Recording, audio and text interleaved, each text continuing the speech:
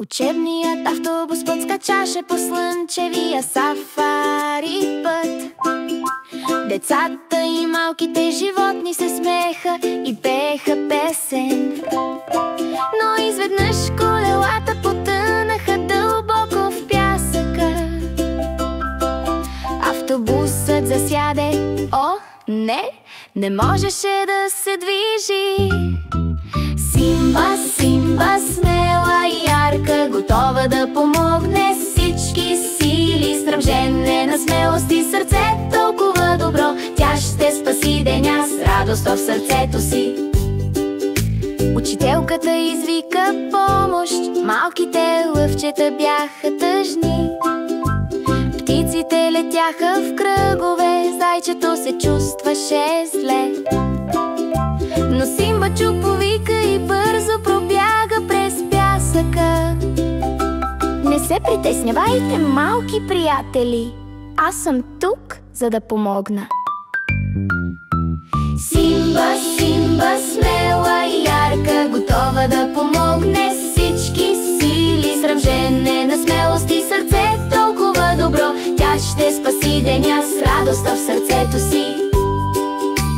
Тя попита слоновете, нека натиснем 1, 2, 3.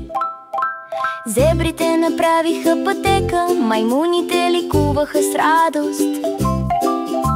Жирафите внимателно дърпаха с въжета от джунглови лияни. Работата в екип ни прави силни и всичко ще бъде наред. Колелата започнаха да се въртят, автобусът се движеше с вик на радост. Децата ръкопляскаха щастливо, животните танцуваха наблизо. Благодаря, каза учителката, ти спаси нашия учебен ден.